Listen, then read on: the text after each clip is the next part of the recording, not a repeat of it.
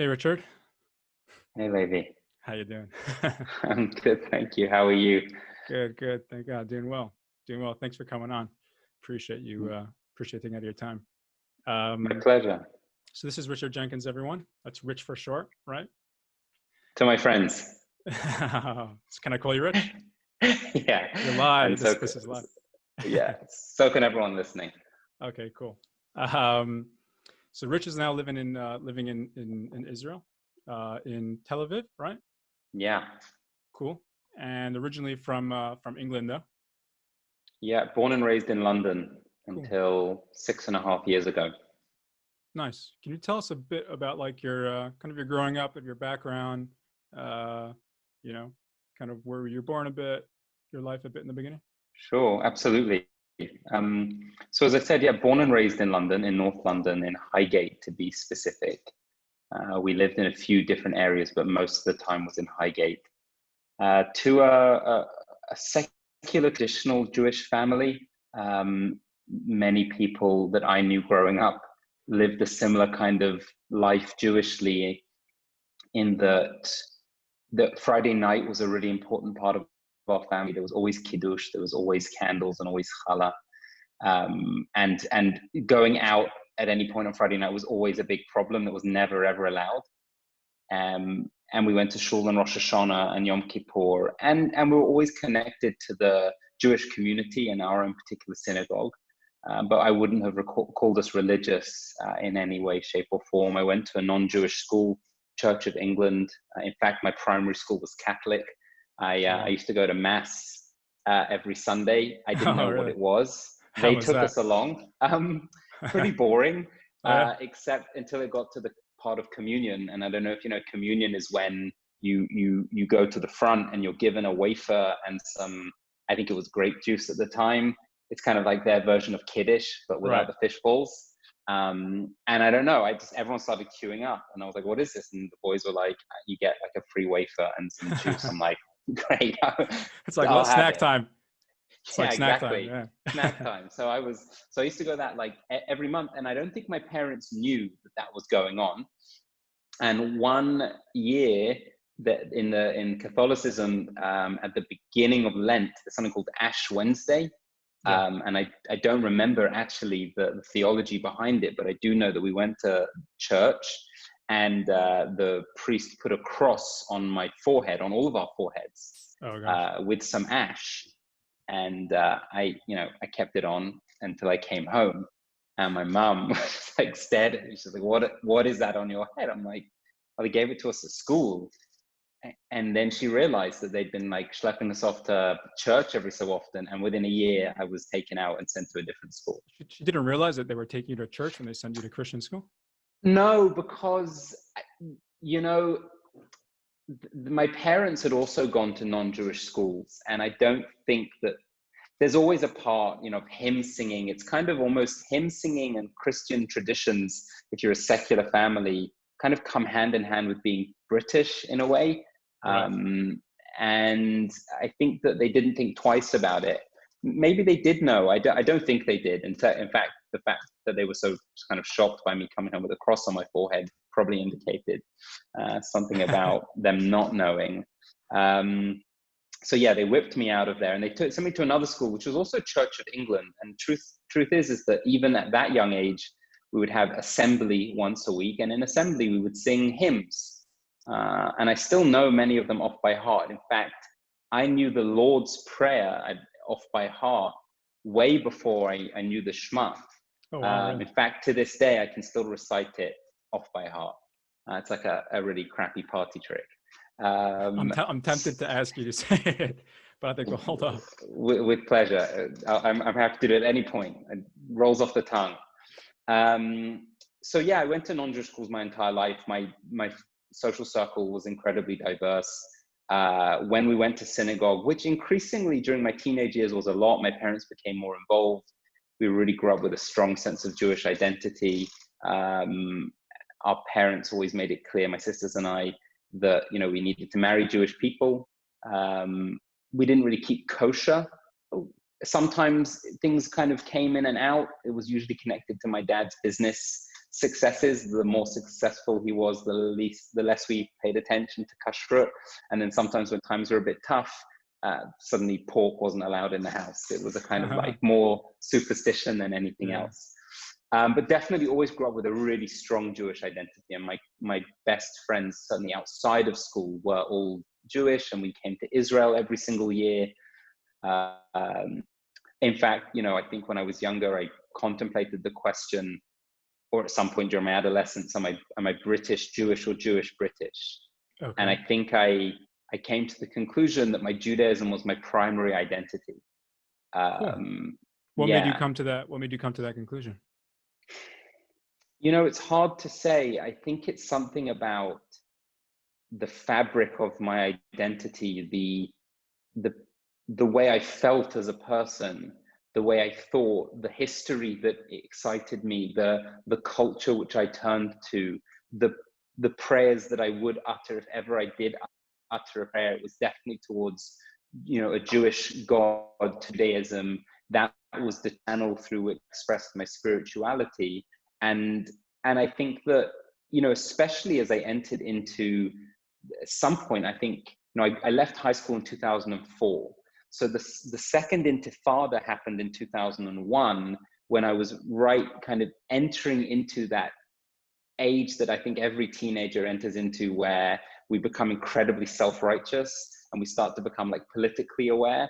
And that was the point in which I started to become very kind of Zionist as well. And I just really felt the sense. And I think in 2001, especially the narrative around the Palestinian-Israeli conflict shifted. And a lot of my Jewish friends and I experienced a kind of renaissance in our Jewish identity, suddenly feeling that we were somehow on the back foot, having to defend ourselves. And I think it just amplified that sense of Jewishness over Britishness. Mm-hmm.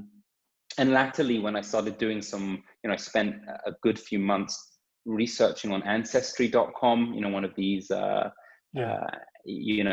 research platforms. And I started to see the history of my own family. And in fact, up to this day, one of the things I love about living in Israel, and I just saw this irony when we were in Ulpan. I did an intensive Ulpan in my first year, and you had French people and Russian people and English people and Australians and Brits. And there was a kind of international competitiveness. The French and the Brits would speak to each other as French and Brits, like re-owning old, ridiculous kind of stereotypes that each nation has about each other. Yeah. And I just remember thinking, this is just the most ridiculous thing. We've come here to shed some kind, like, the only reason that you're French and I'm British is because they took a boat and it landed in Paris, and we took a boat and it landed in London, and both of us were trying to get to New York anyway. It's just like, exactly. We're all Jewish. You go far enough back in history. So yes, but then the other thing that happens when you come to Israel is you feel, well, certainly I feel my Britishness perhaps even more than ever before. I went through that phase of trying to be Israeli, and then I thought, you know what, I'm just going to re-own go back my to Britishness. British. Exactly. Yeah. Cool. So you were in Israel at that point. You were, what were you doing in Israel? So when I first came to Israel, I actually came to learn in yeshiva, which was not the first time I'd been in Israel to learn in yeshiva. It was actually the third time. It was supposed to be a stopover. I was coming for 6 months to come back to learn for an intensive period of time. And I was supposed to be moving to the US, where my parents were moving and my sisters had moved to over the past kind of previous decade. So I came to Jerusalem, and that was my intention. It wasn't to make Aliyah, but a lot happened in, that's 2014, 6.5 years ago, that shifted everything in my entire world. So one of the questions which you might be asking is, how did I go from growing up as a secular Jew who knew the Lord's Prayer off by heart, taking communion, to learning in yeshiva in Jerusalem? So that's that's an interesting story. From wafers to kugel, Yeah, exactly. So how did that happen? Food better. Might as well go straight to that as long as you Right. brought it up. Let's not mess around. How did that happen? So it's it's not a short story, but that's what we're here for. I told you I always had this really strong Jewish identity, and we went to a Reform synagogue when I was growing up, and were, as I say, we're very involved in synagogue life. And I always had a special affinity to my Judaism from the age of my bar mitzvah and onwards. It started to become something that just played a role in my life in a more significant way than many of my friends. And the rest of my teenage years is interesting. So I at around age 16 or 17, I started to act upon a realization that I'd been coming to terms with in the preceding years, was that I was gay. Or in those days, it wasn't really articulated in my mind as gay, but rather that I was attracted to boys. And increasingly, as I entered in adolescence, noticing how I wasn't really attracted to girls and wasn't really able to engage in the same passionate conversations as my friends were about girls. But as I say, at that age, yeah. You were like 17, 18.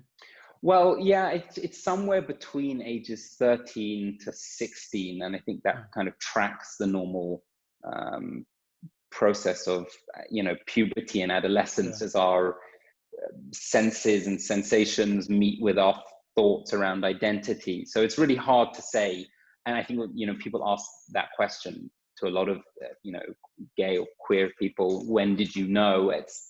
You can't really answer that definitely, because it's not a knowledge in terms of a fact, it's a knowledge in terms of an awareness, and that's an organic process. So, but somewhere around that kind of age. But by the time I was 16, 17, I was starting to really act upon that, whether that was to search for information on the internet, or even kind of getting onto, in those days, there were kind of like forums that you could meet in chat rooms and things like that, and really acting upon that sense of identity, that I had. And at the same time, in parallel, there's certainly for me, and I know for many friends of mine, there is a parallel journey of discovery, which is met by a journey of denial, shame, and dissonance as well. On the one hand, No, continue. You're going to answer my question probably. I'll hope so. On the one hand, you're excited by exploring your own identity, and certainly your sexual identity. But at the same time, you know that what you're intrinsically doing is somehow bad, evil, perhaps even disgusting, because we're not talking that long ago. I'm 35 now, so it's 20 years ago. But it's still, that, oh my gosh, that is actually a lot longer than I thought it was. But the world has changed dramatically. So you thought it was, you thought it was a negative thing because of the society's view, not because of your own personal beliefs or what you've grown up with, or it was because of more society where it was holding at that point?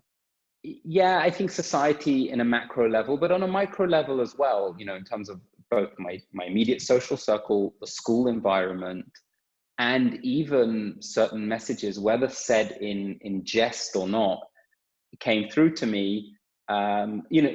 Gay or puff or puffta or faggot, or any of those words were used interchangeably as for words like idiot or weird or wrong. I can remember very clearly at school, boys using the term gay to determine anything that was negative. More than that, even within the education system, up until some point in the 1990s, there was something called Section 28, if I remember rightly. Section 28 was a part of the British legal system that said, it was a law essentially, it was a part of a law that said that in sex education, homosexual interaction cannot be taught as a normal relationship. Okay. And that was only repealed some point, I think, in the Tony Blair government. So we're talking mid-90s. That's my childhood. That's when I'm having sex education. What a different world, because now it's essential in the, at least I know in the UK, it's essential to teach it as part of the curriculum. Right. It's not only essential. It's essential. Great. And in addition to that as well, we've been through 3 different versions of what eventually became gay marriage in the UK. There was civil unions, civil partnership, and then it became gay marriage. But that's, again, really within the last 20 years, going back to when I'm a childhood, there was no such thing. And so the generation of my parents and before that, I mean, I think that it was only in the early 90s that the World Health Organization removed homosexuality from the DSM, which is the manual that psychologists, psychotherapists use to determine what is a mental illness. Right. So, it's a radically different time. So when you start to have those feelings, you don't naturally know that they're wrong, but you know that you've heard that this is wrong, and you start to make that connection. Of course, I don't remember exactly what I was thinking at the time, but I remember how it felt. But that be as it may, I was still exploring and trying to answer the calls of something much deeper than my own thoughts about who I am. It was coming from a much deeper place, and I successfully, met up with guys and experimented and explored and thought to myself, you know what, I guess this is the journey that I'm going on. And for a while, like anyone that's doing something that no one else knows about, there's no real consequences to it. I was just exploring, and I was keeping that very separate from the rest of my life. At some point, I did feel the need to tell someone, and that was my eldest sister. And I think the look on her face confirmed everything that I knew already. Okay. And she probably, if I had to reenact it, she was incredibly supportive, and I love her dearly. And my other sister, when she knew about it, was as well. But there was a sense of like, oh God, oh wow, okay, deep breaths. Okay, we'll get through this. It wasn't like, oh, okay, cool, thanks for telling me. What do you want for dinner? It was, whoa, this is a huge thing, a really big thing. And without going into every single detail, the process of coming out was extremely difficult. It wasn't well accepted. I came out to the rest of my family, which included my parents. And, for them, it was really, really difficult. And now fast forward, several years later, we all love each other very much. And my, parents have embraced my now partner of 2.5 years, who I live with here in Tel Aviv, and everyone, we love each other dearly, and that's all great. But back then it was really, really difficult, really, really difficult. And I can understand why, because if I grew up in this transitionary period of understanding of sexuality and homosexuality, they grew up in a completely different world. Right. And I think that it was a mix of both. Disgust is a really strong word, but I think for many men, heterosexual men, there is an undercurrent of disgust when it comes to, some forms of homophobia or thinking about homosexuality. But that's also mixed in with fear as well, a genuine fear. And this was the line, it was said to me on several occasions, and they really believed it, that to be a gay man or any kind of, non-heteronormative sexual identity is to commit yourself to a life of just loneliness and separation from the rest of society. Right. And that's like a big thing to hear, from your parents. But that was at that time that was at that time when the society was holding at that point. That's right. Yeah. And, I think that was at that time. And I think that I'm sure things have, I know things have changed dramatically. Right, but there's still obviously an undercurrent. More than an undercurrent. Everyone's in their own experience, and everyone's in different places and different understandings. So there's definitely still is that undercurrent. Yeah. Fast forward a bit, the coming out process was really difficult. Actually, what ultimately happened was I took a few steps out of the closet to my immediate family and some very close friends. And then the closet ended up being shut. I stepped back in, because I didn't feel like I was able to really fully own my gay identity. And at that time, I really needed the support and the affirmation of my loved ones and my parents, and they weren't in a position to give it to me at that particular point, just specifically in terms of my sexuality. So I was at university. I did my undergraduate at the University of Leeds, and I started to attend services at the Hillel House there. That happened somewhat organically in the guy I was living in the room opposite me in the house I lived in up there was becoming religious, and he used to invite me on. He was a bit evangelical about it, and I always loved synagogue. I always had that strong connection, and when you're away from home, that intensifies. So he invited me along to a Friday night service, and it was like Karlbach style and just super spiritual in many ways. I really, really enjoyed it. And as someone that had grown up in a Reform synagogue, being invited to an Orthodox synagogue felt like a tiny bit of a bit exotic. And it was really friendly and really open. And the rabbi was incredibly warm. And there were invitations to come for Friday night dinner from, every single person that I encountered. And it was a really wonderful place. And it's hard to somewhat dissect the experience, but in that year, which was my first year of university, two things were happening.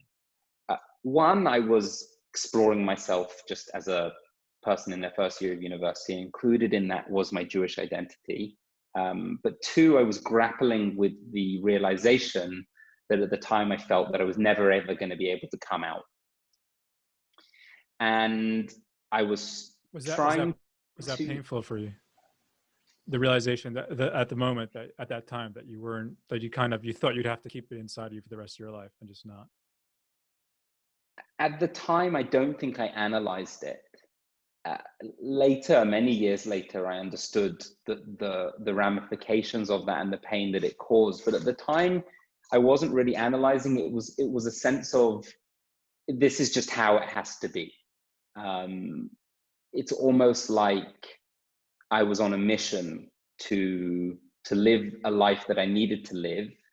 And, as much as I felt like, I think in many ways I was a very mature young person, I think I was also very immature about what sexuality is, what my sexuality was, and what the ingredients are for a happy and fulfilled life. And certainly one of those is being true to yourself, no matter how difficult it is. And I wasn't thinking like that. I was actually incredibly lost. In fact, thinking about it now, I was probably just numb to the entire experience. And what actually happened was I became just neither here nor there in terms of my sexual identity. So I wasn't doing anything, towards my attraction to men. And I didn't really have an attraction to women, but I was kind of playing the part when I was hanging around. Like, all of my friends were straight. So I'd go out drinking with them, and I'd go out clubbing with them, and I'd engage in the conversations, kind of acting about the kind of conquests that they were on. And I became really good at acting and playing the part until such time that, and this is a very strong memory, there was, I don't know if you know, but in the university world, in the Jewish university world in the UK, there's something called Booze for Jews. As a respectable rabbi, I'm hoping you haven't heard about Booze for Jews. Actually, Booze for Jews sounds like something I might be interested in. Exactly, I was going to say, it's just like an average kiddish maybe. But Yeah. Booze for Jews in this format is like each of the major universities that have a Jewish population, Leeds, Nottingham, Manchester, Birmingham, each host, the JSOC, the Jewish Society, hosts something called Booze for Jews, where you pay a certain amount of money, and then it's like unlimited alcohol, and it's a club night.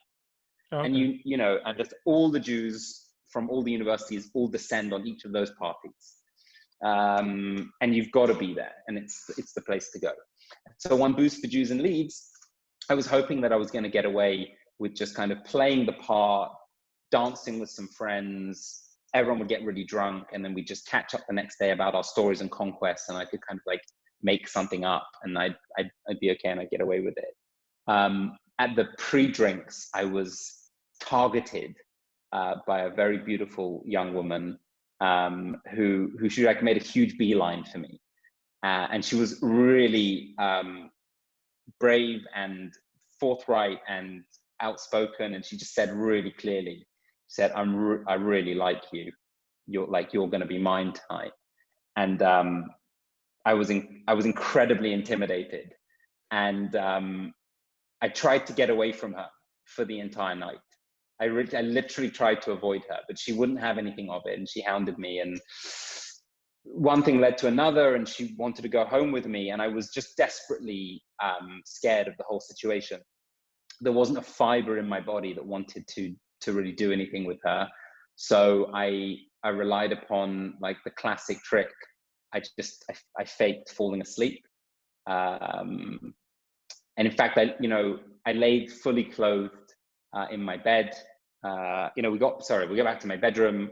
I lay on my bed. She went to the bathroom, and I fell asleep and stayed as such for the entire night until she left the following morning and went back to her university. And that was just an insight into the extreme nature of the situation, like almost bizarre, bizarre pantomime of life that sounds ridiculous now, but at the time it felt like the only thing that could happen. So I started to become more connected to the religious world, because I would go every so often on a Friday night. You get invited to a Friday night dinner, and the rabbi then says, hey, a bunch of us are going to get together and learn an ancient text. It'll be free pizza and beer. Do you want to come along on Sunday? And you go, hey, I'm not doing anything on Sunday. And free food also, free food and free beer, and this authentic looking rabbi with a big beard says, I'm going to let you into the inner secrets of Jewish life. Okay. And you're like, hey, that sounds pretty cool. And I found this world that combined wisdom and a lot of love and a lot of non-judgment. But what I specifically found was a world or people that never asked me about my private life. That in the secular world, or certainly the world I was in, and I was living in a room of like 7 guys, our conversation was very, very focused on our like sexual conquests. And that was like the main topic. And that was how you established your worth almost at that point. Amongst other things, there was also football. But in this religious world, that was never asked, not even hinted to. You were seen as this, I don't know, pure Jewish person that just wanted to come and learn. No discussion of anything around sex or sexuality or anything like that. And slowly but surely, I found this world in which I could, I guess, escape some of the pressure that I was feeling in terms of becoming, trying to act out in the straight world. And in addition to that, I found deep meaning, and I found a great affinity for the things I was studying, for the people I was meeting, the wisdom that I was learning, and the respect for those people who were so enriched in wisdom. And I gradually became closer and closer to that world. I learned more, and I felt more connected. And it took probably about 2 years of learning and becoming more and more and more involved before I decided myself that I wanted to start taking on certain practices. So becoming Shomer Shabbat and Shomer Kashrut and Shomer Negiah, and wearing tzitzit and putting a couple on for the first time. And there was like an exhilaration about this experience of dipping my toes into a deep sea of authentic wisdom that stretches back thousands of years. And for anyone that has had the great pleasure and privilege of swimming in that sea, no matter what depth, they'll be able to attest to the incomparable sense of connection it gives you to a myriad of minds and opinions and identities and a sense of indelible connection to your ancestry that really does move your soul. Real Jewish wisdom isn't just a mental exercise, and it's not just a spiritual exercise. It is this incredible amalgamation of the both. And I genuinely felt moved by it, and felt that somehow in this world would be the answers to all of my problems. Right. Did the struggle that you were struggling with, that you kind of came out as gay, and then you went back and only talked to your family about it, and then at that moment you were thinking, this is going to be like this my whole life? Did you, and don't take us, I hope this is not an offensive question, but did you, at that time when you were becoming more religious, did you look at that as a kind of a, wouldn't call it an escape route, but I've heard like similar things from some people before, kind of like a way of like maybe something else that would take my mind away from it or help me deal with it? Or it sounds like to you it was a lot richer, a lot larger than that. For you, it's more about the experience, about the richness of our ancestry, and about the self-work that it entails, and there's so much richness to it. Was that, let's say, another aspect of it?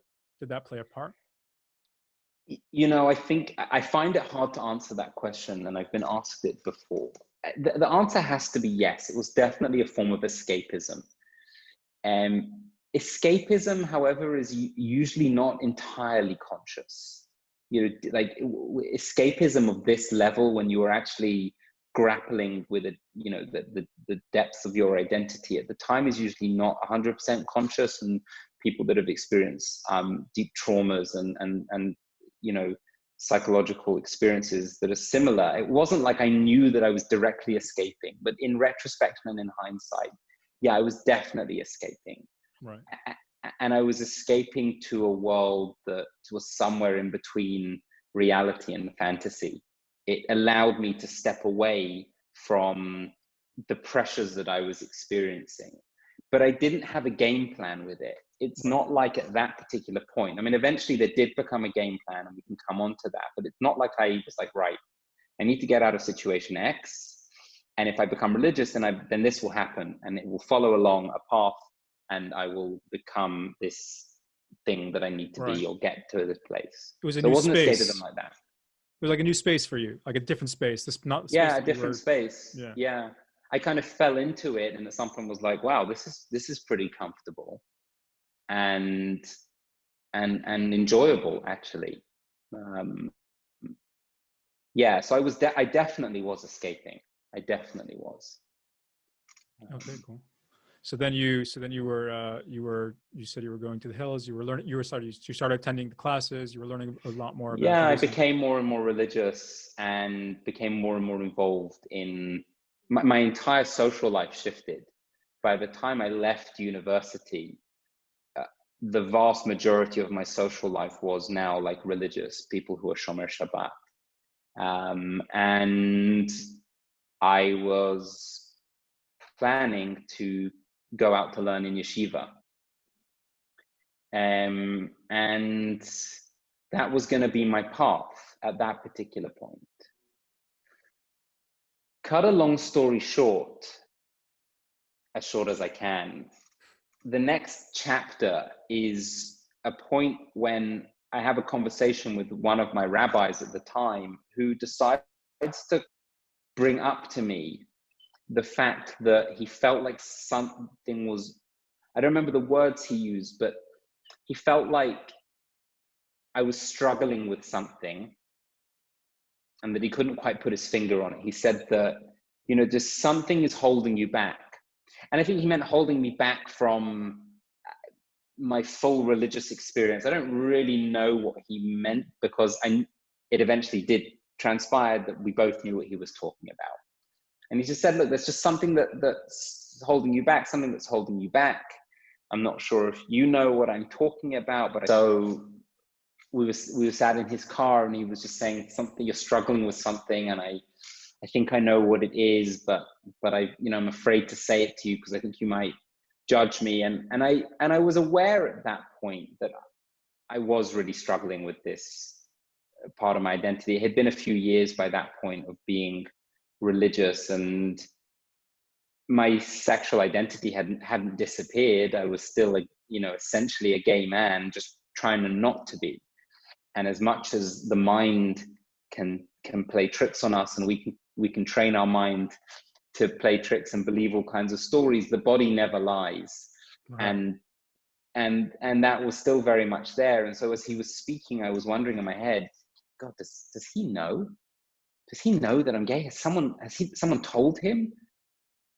Is that what he's getting at? And the more and more he spoke about it, and we were both speaking around and around the subject, I thought to myself, hold on a second, maybe this is a sign. And maybe this is exactly what I need to do. Maybe I need to actually tell a rabbi that this is what I'm struggling with, and then they'll be able to provide me with some kind of solution. So I ended up coming out to him. And he didn't judge me. He didn't react, he wasn't disgusted by it. He's confirmed that that's what he thought was the case. And why did he think it was the case? It was very simple. He said that usually when young men become religious and they approach the point of deciding to become shomer negia, not touching or having any kind of physical relationship with a woman, and even a step before that, when you're encouraged to kind of be careful about how you interact with your own, even genitalia and et cetera, he said that most guys at that point say, okay, Shabbat, got it. Kashrut, okay, got it. But not touching girls, what are you kidding me? How do I deal with it? And he said, you never, ever asked any questions about it. You were like, shomer negia, okay. Easy one. No problem. Yeah, exactly that. I'll do it. Cool. Yeah. So he said that something felt a bit off for him. And so I came out to him.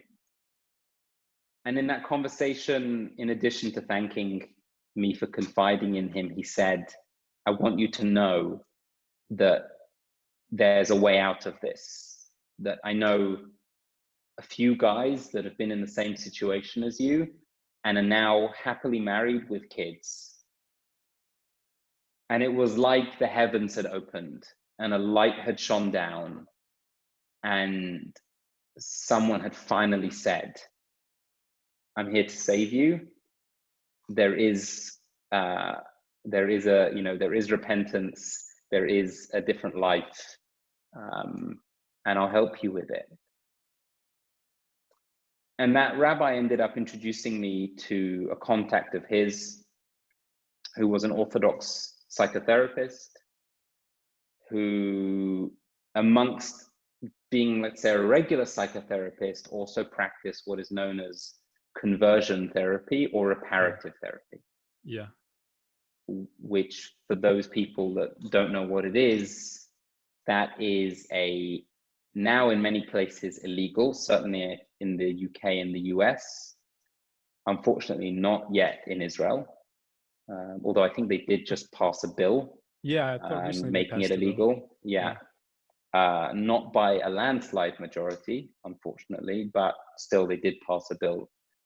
It's a therapy which, to a greater or lesser extent, says that it is possible to alter someone's sexuality or to convert them from one sexuality into another. It's only ever homosexual or non-heterosexuality to heterosexuality, no one's FYI. There's no other way around, funnily enough. Or reparative therapy, repairing something that went wrong, quote unquote, in early childhood, and adolescence, that caused someone to act out on what they call same-sex attraction, SSA, as opposed to what is deemed to be normal, which is OSA, opposite sex attraction.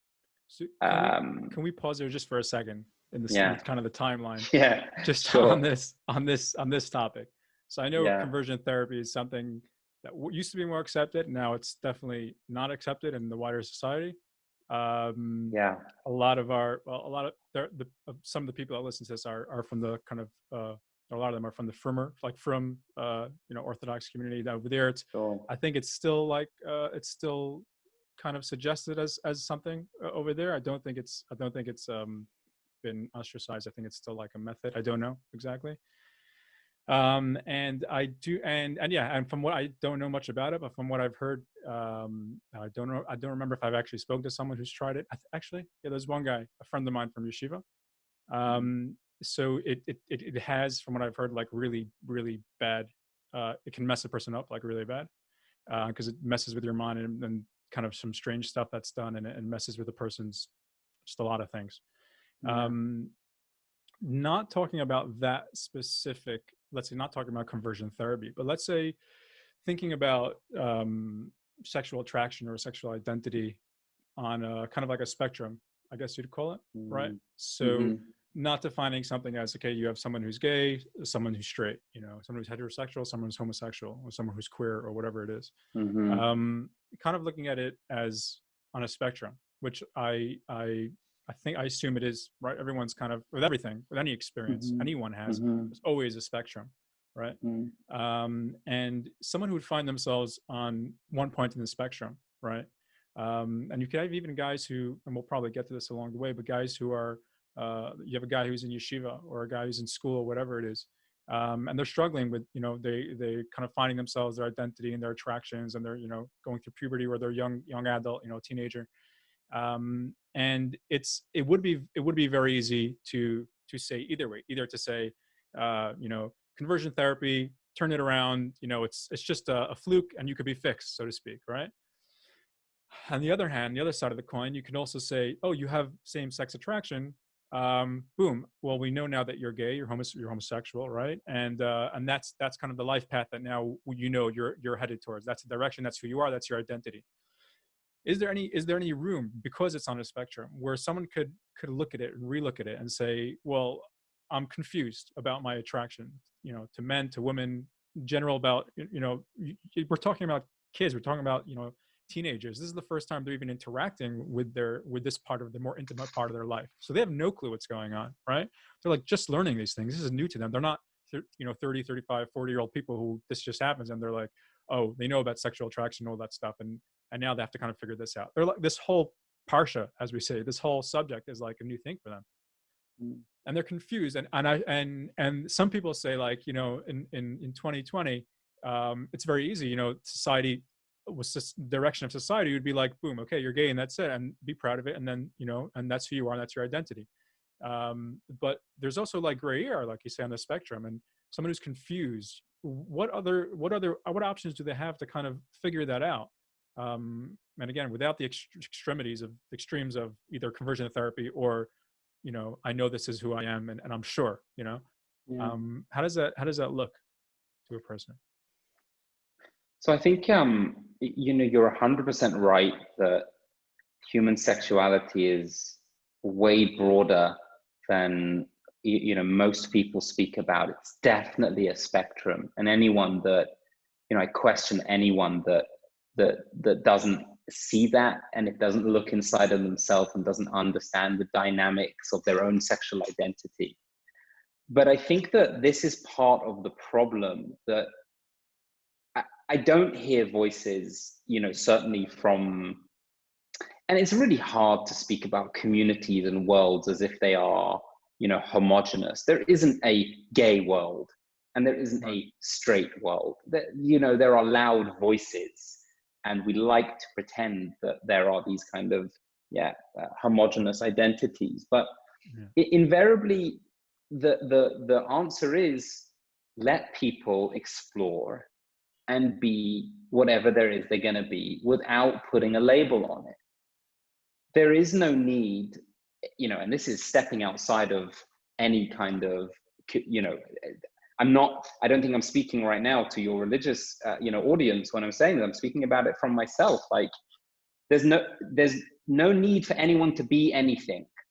They will eventually settle on whatever it is that works for them.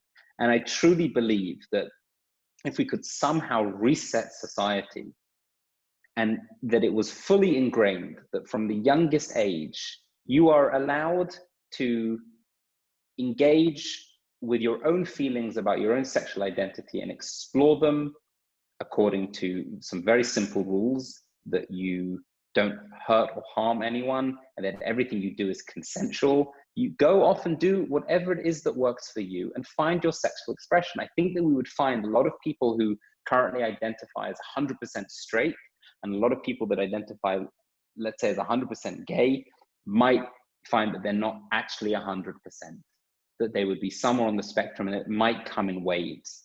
And I know of several people who have been on that journey. A close friend of mine was in a relationship with a woman, she's a woman, with a relationship with another woman for 3 years. And now she isn't remotely attracted to women. She exclusively dates men. And she never made a choice about it. She never sat there and determined what would it be. She let her body and her heart speak. And she went off and she lived according to it. And I know several examples of that. I don't personally experience any significant attraction to women that motivates me to act upon it. But I can be in situations where I can fully appreciate the sexuality of a woman, and could imagine that if I was in a particular scenario that I might be able to act upon it, notwithstanding the fact that I'm in a committed, loving relationship right now. But I think that I remember one of the yeshivas that I studied in, there was actually a teacher who was gay, and openly gay, an Orthodox Jew. And he said that there are 3 questions with regards to this. You're talking about kind of gay men, at least in the yeshiva world and the Orthodox world. He says, are people born gay? Question number 1. Question 2, do people choose to be gay? And question number 3, can gay people become straight with enough really good therapy? And he said the answer, according to the overwhelming evidence to all 3 questions, is no. Okay. And that somewhere within that lies the route towards understanding how we interact with people who are gay. The concept of choice is really not part of the conversation. No one chooses their sexuality. It's usually imposed upon them. Right. Well, I guess it's really difficult for someone. So for someone who's not in a religious community, right? And Right. And again, like someone who's not in a religious community. So that answer would be very redeeming, and they'd be able to kind of explore themselves. And there's nothing really holding them back. Maybe there's family pressures or social pressures or stigmas. Like you talked about when you were younger. Let's take it for a second. Let's take it to the religious community, right? So it could be any religion. It could be any any sect of orthodoxy within any religion. We're Jewish, right? Let's talk about the Orthodox Jewish world. So you have a kid, right? The kid's in yeshiva, right? And he's struggling with these things. And again, I want people to know that I'm not interested in talking about the actual pasuk, the actual verse, and not because it's not important. Obviously, if you're a Torah observant Jew, it's important. But I want to hear, this podcast is about experiences. So I want to hear your experience. And I think it's important for people to hear other people's experiences, because you have all the debates and the arguments and what does it mean, what does it not mean, and how does it apply, and all these kind of things. And that's like a totally different conversation. I think what people miss a lot, they so much focus on that, they miss a lot the experience of the conversation about the experience. And just to hear from people, because we're not just minds interacting with each other, we're also people, right? We also have, we're deeper than that. So you have someone who's going some kind of, in the Orthodox community, and he's struggling with that, or she is struggling with that. They have these feelings, and there's not many. There's definitely no outlets within a religious community. B, well, there's not much support. It has been changing a bit. I do give credit, but it has been changing for support. But there isn't tons of support, especially in like your typical mainstream yeshiva, as you'd call it. Um, and and maybe that kind of that way of dealing with it, like you spoke about, of just of exploring it, wouldn't ring something by them. That would it wouldn't, not that it wouldn't work for them, but it wouldn't work religiously for them, right? Mm-hmm. And I'm not saying how do they do that and keep to the verse and all that. Like, forget about that. Just a guy, right? You take like a scenario. Someone who's in yeshiva and they're going through this, and they're not sure, they don't know what to do, and they don't have much support, and they want to be let's say an observant Torah Jew, right? What do you like? What would you tell a person? Where's that person going? What are they doing? It seems like they're just stuck, literally just stuck. Yeah. Like they kind of don't have a space, and they kind of say to themselves, you know, what, like, who am I? What am I? And what community do I really identify with, right? And if you have like, you know, a lot of extreme people in the Orthodox community that would just be like, I don't even want to say what they say, and you know, again, this is the extremists. You know, not the mainstream, but the extremists, and saying, and even in the mainstream, there's just not much talk about it. And how do you expect, how as a person, as a leader, as a rabbi or whatever in a community, or as a teacher in a school, how do they expect a student to be able to come out as a healthy person and live a healthy life when they don't give them the option of somewhere to not just a somewhere to like an outlet for their feelings, but just somewhere that they can talk about it, somewhere they can figure it out, somewhere where they can put it on the table, and not just be told, oh, those are passing feelings, or let me just push you on to conversion therapy, right? Yeah. And the world's moving, and like as much as the yeshivas kind of want to, you know, again, there's some yeshivas do this, some yeshivas do that, but as much as the school system, the religious school systems, and any religion, want to kind of sidestep it and push it aside or trying to avoid it, where society as the world as a whole is going, it's becoming a lot more, you know, accepted, and as you said, you know, it becoming a lot more normal. It's even being introduced into education in schools, and I know in the UK there's been a lot of tension between the educational body that the government has and then the Jewish school systems of what should they teach about LGBTQ and what should they not teach and all that kind of stuff. And you kind of say, like, what are these, what are you like, what are they expecting, the system, the community, like, what do you expect this person to end up as? Do you expect, you know, you guys start doing hard, you know, drugs or regular drugs or hard drugs or drinking, become alcoholics, and getting into really like dark places. Again, I have a friend from yeshiva who's bisexual, and he was actually in Morristown, not the same year I was, but I kind of met him a bit later. And he would tell me, you know, kind of stories and kind of his experiences, and he'd get to really dark places because he didn't feel like there was much of a support, and the only way out he found was, you know, like, I don't know if I could be religious, and that kind of religion kind of went at when he came out even more to everyone. But it's just so difficult. What does anyone expect from someone like that? I'm curious, like, what you think, and I'm not looking for an answer. I don't think anyone's looking for an answer. You know, I like that you ended with that, because, you know, I don't think that we're going to come up to an answer in this conversation, but I think that what I really want to touch on is the pain that I felt as you were speaking and telling me about your friend, and the many people that I've spoken to, especially those people that either grew up or spent a significant time in the Orthodox world, the soul-wrenching pain of identifying within you that your sexuality is, you know, not heteronormative, and that potentially your path towards, you know, within Jewish life is going to be ruptured. There is an immense sense of pain, and it can't be taken lightly. And I think that that's an important starting place to begin this conversation, because, you know, that what starts as confusion, if it's not treated sensitively, can turn into something much, much darker and much, much more sinister. You mentioned drug abuse. I know plenty of stories of people that turn to drugs. You know, not better or not worse, I don't know how to compare this, but forcing someone into a marriage and into a sexual relationship and into fatherhood or motherhood when it is not right for them, and it's not right for the person, is not fair on anyone. It's not fair on the person that we're talking about. It's not fair on their spouse, who eventually will know what's up. You can't hide this from someone you're in that close relationship with. And then you put not only that person's mental health in jeopardy, but also the life of those children stands to potentially be ruined one day. Yeah. And I think that the gravity of it has to be our starting point.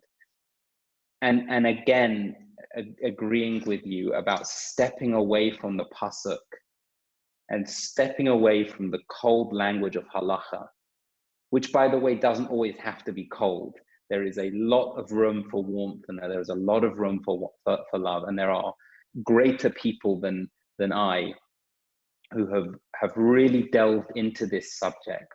And not one person who has genuinely looked into it has not come out the other side and said, we have to approach this differently. I appreciate that my version of let them experiment is not going to fit someone who wants to live within the Orthodox world, and I fully respect that. And we don't have to talk about physicality, but if we can't articulate a potential end game that is an end result that is possible, that someone is given the freedom to just come to terms with everything that's happening with them and given the opportunity to be who they are. We can get into that halakhic conversation, right? Let's say someone has decided that they're 100% homosexual, or they cannot have heterosexual relationships. We can talk about what they can and what they cannot do till the cows come home. And there already are people that are speaking about that. But at this stage, we're talking about a deeply, deeply troubling and confusing time for people. And that's, I think, where we can make a difference in how we help people to just realize, hey, I just want to let you know, you're 100% normal, you're okay, and what you're experiencing is really okay. And we're not going to talk about right or wrong. I want you to know that you can tell me everything and anything, and whatever happens at the end of it, I'm going to be here for you. Those words are incredibly nourishing, they're incredibly supporting if they're said authentically, and they can take someone back into this world. They can keep them supported and nourished. And yes, we need to talk about what do we change in terms of Orthodox society to create that. But if you're a rabbi and you're listening, or a rebbitzin, or you're an educator, or whatever it is, and that's the one thing you take away from this, it's let's not talk about end goals for this person. Let's talk about the now and understand the pain that they're in. 100%. I love that. I like that a lot. And that's true with every experience, but especially with this, where there's people jump to conclusions. Like you said, they jump to the end game right away. Like, okay, how am I getting this guy, so to speak, straight and married and having kids, as is, custom in the community. It's like, no, it's like, sit down, listen to them, open mind. Don't let your thoughts jump in the middle and start judging them or whatever. Just listen. And this could be educators, rabbis, rebbitzins, friends, right? Colleagues, could be anybody. Don't have to be, maybe we're giving too much trust to the teachers and the educators and dare I say it, some of the rabbis, because maybe it's the friends, it's the colleagues, it's those people that have that relationship. And the rabbis definitely have to know as well. Sit down, have an open ear, listen to someone, show them that you can literally save a person's life. I mean, we 100%. We talked about alcohol and drugs and suicide. I'm sure suicide's in there as well. And and it's not even for the sake of saving your, you gotta get sit down, but okay, so I'll sit down because I want to save them, as in save them from all the abuse they might get to, alcohol, drugs, whatever. Save them because you love them as a person. Save them because you love them as a human being. Save them because listen to them because you love them as a human being. Just have an open mind to listen to what they're saying and be there for them, like you said, in the now. And I think it goes deeper than that. Like, there is a bizarre obsession that surrounds homosexuality, and maybe I'm overly sensitive to it because, hey, I'm gay and I lived in the Orthodox world, and I've looked at this stuff a lot. But I do find that, and again, we're not going to delve into the pasuk and all the rest of it, but there is an extreme reaction to this particular avera. And I think that that is because it's connected to sex. And I think that that's because sexuality is misunderstood, full stop, period, nikuda, which depends who's listening. Sexuality is misunderstood by a lot of people, regardless of your religious background. But I have found from many, many, many conversations, particularly in the religious world, sex and sexuality is not a well-trodden path. It's not a well-discovered subject. It's not something that we speak about openly for a lot of different reasons. It's not something that most young people get any kind of active education in, whether it's from the basics, the birds and the bees, all the way through to what does it mean to be a sexual being, a being that has needs and desires, let alone the subject of love. For sure. It's not, It's not something that's spoken about. It's not touched. And the Torah itself doesn't overtly offer us a lot of advice in that realm. It speaks about a lot, but there's no Kama Sutra of the Orthodox world, notwithstanding Shmuley Boteach's desperate attempts to market kosher sex. I don't believe that there is a genuine or an authentic understanding of it, and that the purpose of marriage in the Jewish world, for all intents and purposes, is very focused on being a vehicle for the realization of an extremely important mitzvah of procreation. Right. But it's not necessarily spoken in terms of a loving, connecting relationship. Intimate relationship. The ketubah doesn't talk about love. It's a contract of ownership, and it's a document which signifies a coming together, essentially, of two people that represent their tribes. It's very much a transaction. It doesn't speak about that sense of love and connection. But if you ask any young Orthodox couple, even old Orthodox couple, I hope that they are deeply in love with their partner, and everything that comes with that, the varying roller coaster of passion and connection and fear and transformation and knowing that is love. And that is a human experience.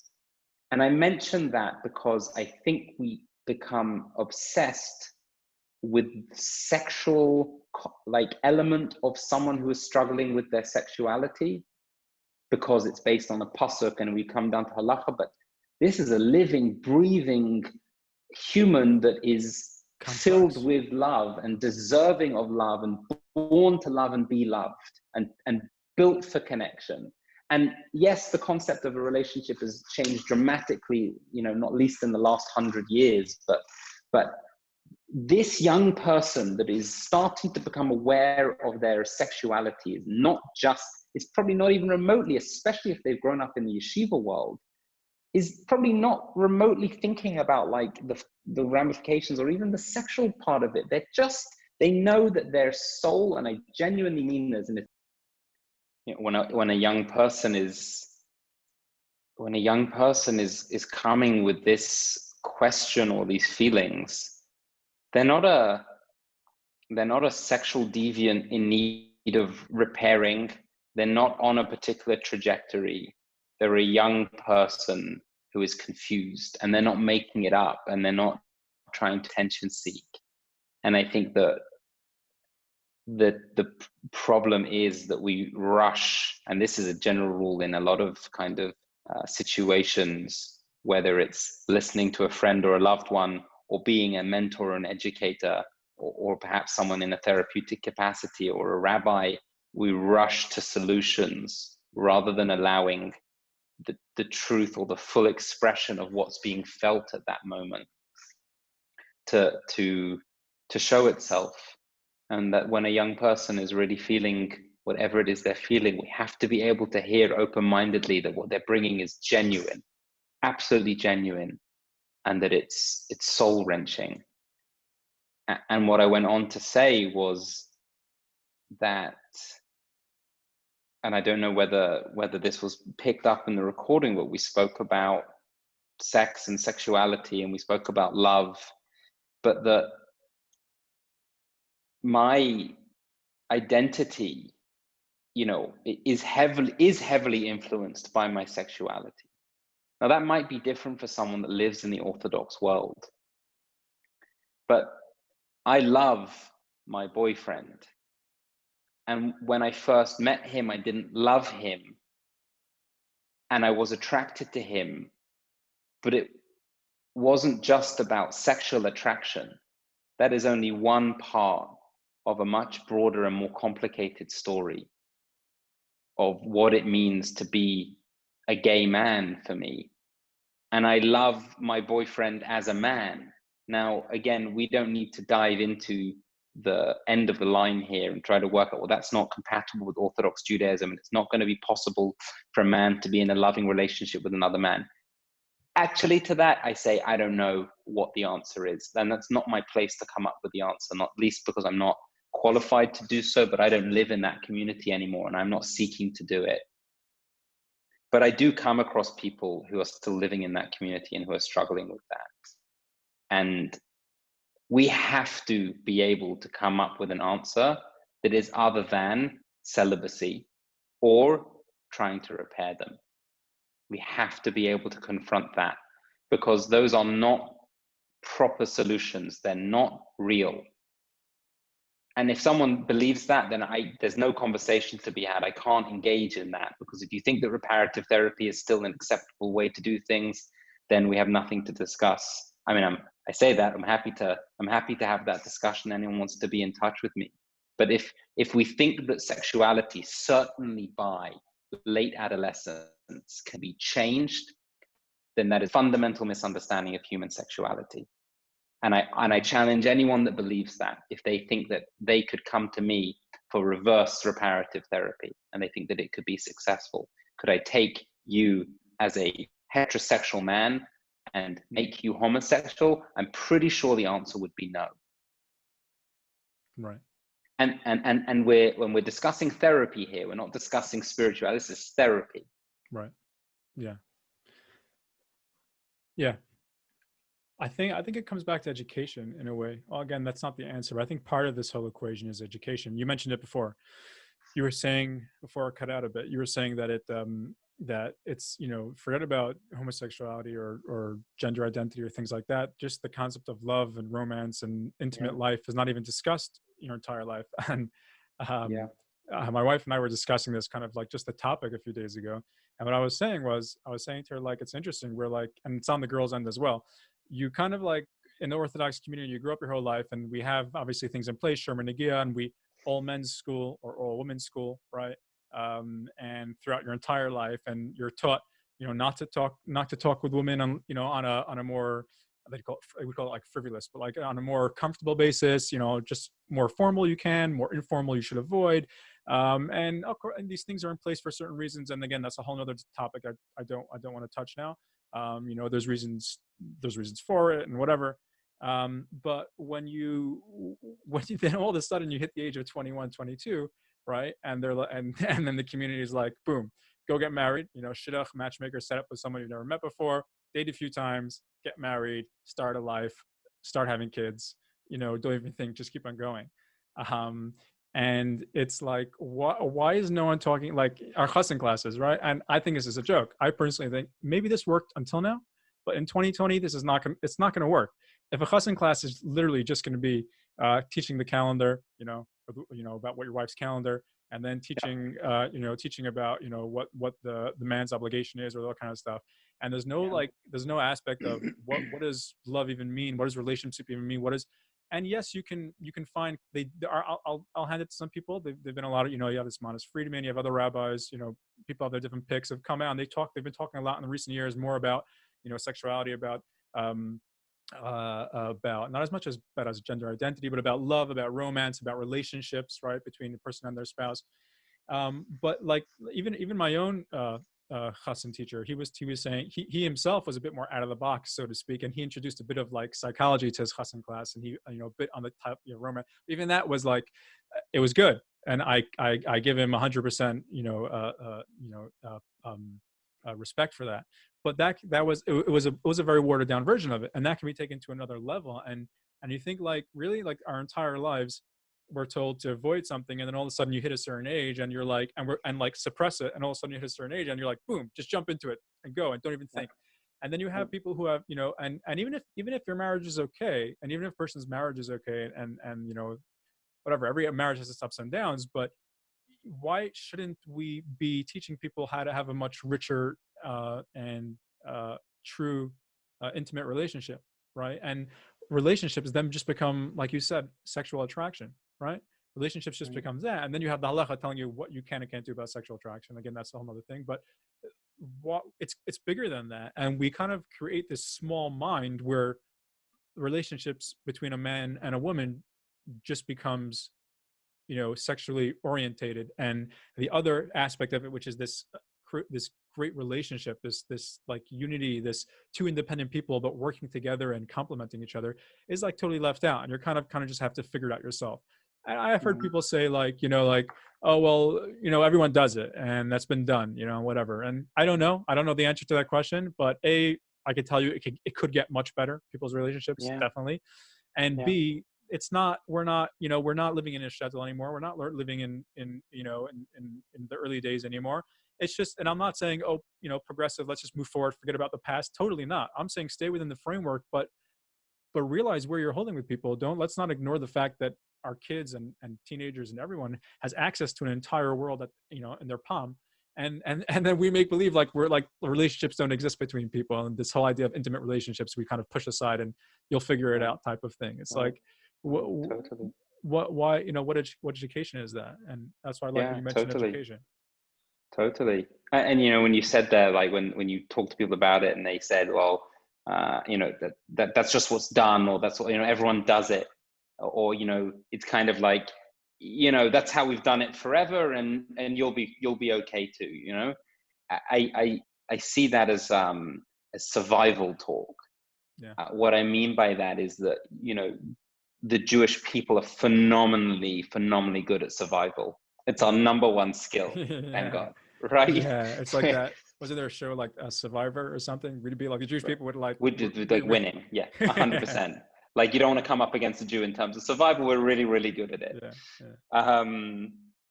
But that also means that we sometimes have survivor mentality, and survivor mentality is not thriving mentality, right? That's the line of you'll just get it done, you know. But you're with what you and I are talking about. Well, 1 second, I don't just want to survive through my marriage as if it's just a functional relationship to achieve some other goal. I want to thrive in my marriage because I have to, and I want to live with this person for, please God, the next, you know, 60 years or something. It's just an incredible part of your life. And anyone in a loving relationship knows that it is incredibly challenging as well. I mean, forget the length of your beard or what you've got on top of your head. You know, a real relationship is incredibly challenging and incredibly rewarding, let alone when you bring kids into the picture. It tests you as a person in every single which way. And to think that we have no preparation, or certainly in the Orthodox world, little to no preparation to that beyond, as you say, the calendar or the mechanisms, the functions within the relationship, which, by the way, is also just incredibly, I wholeheartedly respect the need for understanding the mechanics of Jewish life and relationship, but it's almost like reductionist that you as a man are educated on these kind of mechanics, and it's like not talking about the emotional experience. Not, you know, incredible to think, and you know, to think that a man is sat down and educated about the calendar, but not about the emotional experience and hormonal fluctuations that happens to a woman during that calendar. I mean, that's anti-survival. To think they don't teach you about that. That's crazy. It is crazy. It's like giving like a daily planner app and then like, you know, and like get on with life. What about the rest of life? It's like, yeah, exactly. It's madness. I mean, you'd think that would be a prime time to say, just so you know, right? Yeah. Now we've got over the practical halachic elements and the purity and the spirituality. Let me just tell you what's going to be happening at that time, young man. who's never even had more than a conversation, with more than his sister or his mum, and probably not discussed these things. It's a real roller coaster. Yeah. And here's some advice, here's some help, here's just to know that it's, and I don't mean to say that women are, it's unique, but like, I think for women as well, men also have go through phases, and here's what you need to understand about the challenges of being a man, and and masculinity, and the role of a father, and the pressures that are put on in the world around you, and some of the things that you as a woman might not know, because it's that nuanced conversation, which is like the basic ABCs, that I think is crazy it's not happening, and a shame it's not happening. And to be fair, I don't know if out of the Orthodox world, obviously there's sex education and there's things like that, but I don't know how much they talk about kind of relationships and how to have a meaningful relationship or intimate relationship. Maybe people do learn a bit on the way, but I'd say what is unique, if someone would come across with that kind of claim, right? Oh, but in the whole world, not just the Orthodox community, it's any community you go to, any even totally non-Jewish world, and any whatever, they don't talk much about or teach the kids much about intense relationships. That's kind of find that themselves. Well, I would say what's unique to the Orthodox community is a unique struggle that or complication we come out with is that because we avoid it so much, and we don't give people the room to explore, which is great for what we believe in, but then you have to fill that void with something else, because then otherwise either that void's left empty or nothing, or you're expecting the person to go out and find on their own, which we discourage. So there's got to be us I'm saying what I mean myself, let's say in the Orthodox community, if we're not going to let people explore, which we don't, we have to fill that void. We have to give them some education of something else. So even if the rest of the world doesn't, we definitely do need to, because our kids are not getting that from somewhere else. They're not getting it from, and you know what? Maybe they will. Maybe the other option, you can tell a Jewish educator is that, well, the next step is the kid's phone, and then he'll start, there's addictions of porn addiction and all these types of things, and then you lose a person to not even knowing what all this stuff means, and just becomes a big clouder in their mind, right? And an escape. Yeah. So yeah, I do appreciate that. I think that in general, the last 100 years, so there's a psychologist and a therapist who I'm a particular fan of. I don't know if you've heard of her. She's called Esther Perel. Okay. She is a relationship therapist based out of New York. She's Jewish, the daughter of Holocaust survivors who themselves are, I don't know which Hasidus they were, but like a long line of Hasidim. Perhaps it's Ger, I'm not sure. She grew up in Austria. She's a phenomenally intelligent woman and an incredible speaker, and she speaks about relationships. She's got a podcast, several podcasts. I think it's called Where Do We Begin, where she has been doing live therapy sessions for couples, like a 1 hour kind of therapy session with them on the podcast. But she's written a lot of books, and she talks about the changing nature of relationships in our era, and she tracks really the shift in the last 100 years or so in not only what a relationship is, what love is, what desire is, what sex means, what the roles that people play in, and the massive shift that has happened just in the last 100 years. And one of the things that she speaks about is the pressure that we now put on our partners to be so many things that they never necessarily needed to be. And she speaks about the shift from community living, where we lived in the village and we got a lot from the broader village to fulfill us, and that now we live much more siloed lives, and that the kind of unit that we have, the monogamous relationship, there's a lot of pressure on it. But putting that aside, the main point here is that she speaks about how relationships have fundamentally shifted.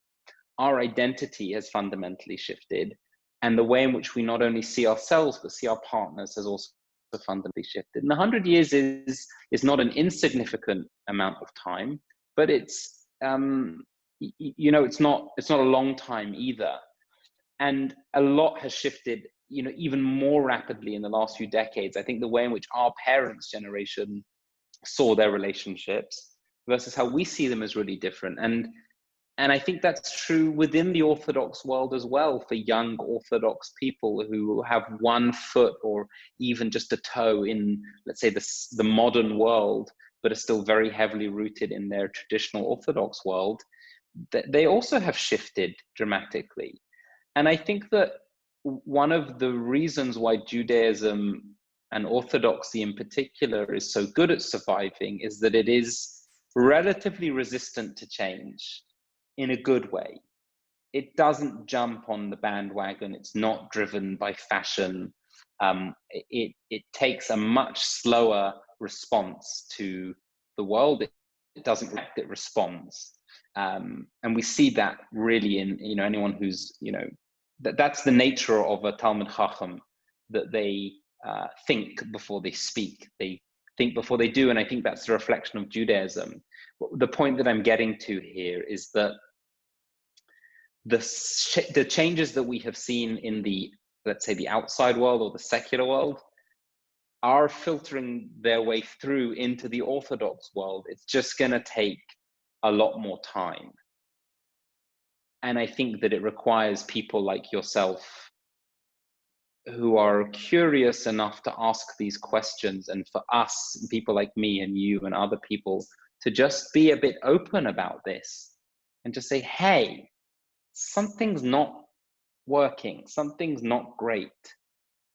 We need to change it, we need to shift it. And I'm convinced 100% just from this short conversation that when then you're in the position of educating young people, whether that's your children or whether that's other students that you might have about these subjects, you'll be taking a very different perspective than the perspective that you had from your Chassan teacher, just based on the way you're speaking about it and you're learning and the nature of your relationship, the fact that you and your wife came to the same conclusion, coming from different families on the other side of the Atlantic Ocean, came to the same conclusion, means that you didn't just, you had a similar experience of life. Yeah. And I'm sure there are many other people like that. And there will be change based on that. Yeah. I think, like you said, once we open up to each other's experiences and just have that conversation, then right, that's how things get worked out. That's how we figure out life. And it's not just figuring it out. That's how we have relationships. That's how life goes. That's right. Right. That's how totally. we understand people. Right. Empathetic, non-judgmental listening, no agenda. Let me just hear what's going on. I don't need you to be anything apart from everything you are right now.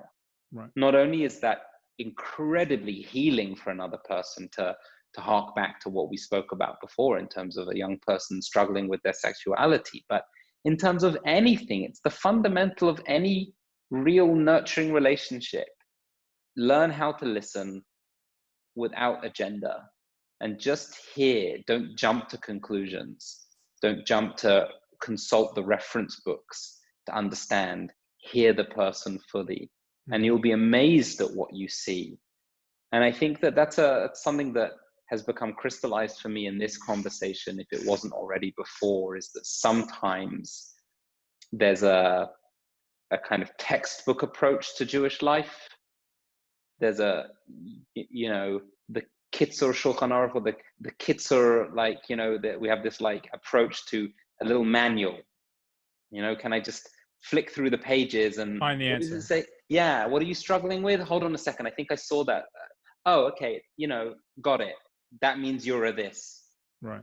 Got it in my book here, and it's and I think that's a shift, by the way. I think that shifted in terms of Jewish life at some point, and this is a whole different conversation. There's an incredible essay called Rupture and Reconstruction by Rabbi Chaim Soloveitchik. It's a phenomenal, seminal essay on the way in which Jewish life shifted as a result of a few different major processes and events. So he speaks about the Enlightenment, the Holocaust, and the founding of the State of Israel, and what that did to the Orthodox world. But he also speaks about the printing press and how Jewish life shifted dramatically when things became printed Right. and almost solidified. Mm. That everyone knows that there is some tension in Jewish life between a certain fluidity of experience and education and a codification. In fact, we know that tension very well, and that the Gemara is, is Torah Shabbal Peh, but it's not. It's written Right. in a It's book. written down. Yeah, exactly. Right? Yeah. That tension is there. It lives in Yeah. the daily life of a Jewish person. And I mention that because I think that fluidity, that Torah Shabbal Peh, maybe is also, we need a, Torah Shela Ozen, that's a Torah that we need to also to work on, that it's not, just the written Torah, it's not just the spoken Torah, but there is a listened Torah as well, that there is a listened learning and a listened enlightenment, if we allow ourselves to, if we can step away from the answer or the desire to get to the answer, and we can dwell in that place of uncertainty and just feel things out a tiny bit. Mm-hmm. Allow ourselves to hear it. Yeah. Exactly. Yeah. Well, Rich. Thank you for coming on. Thank you for having My this pleasure. conversation. Thank you so much for inviting me. I really appreciate it. Yeah. I feel that we could speak for many more hours. There's lots to speak about. I'm open to continuing. I just don't want to hold you back. It's been a bit of time. No problem. I appreciate it, and I'm happy to jump back on again to discuss whatever. I've been following along with the podcast, and it's awesome. I really appreciate that you're living what we spoke about today. Open-minded exploration, different people, different voices, while staying true to you and your identity. I think that's really strong, and I think it's an important building block to just changing the world a bit for the better. So thank you very much. Yeah, I love doing it. I Great. do love doing it. Thanks. Well, awesome.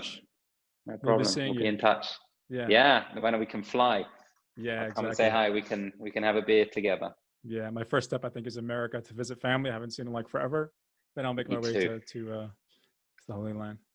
Awesome. Cool, man. Fantastic. Be well. You too, man. Good to see you. Thanks, Levi. You too. Bye-bye. Bye-bye.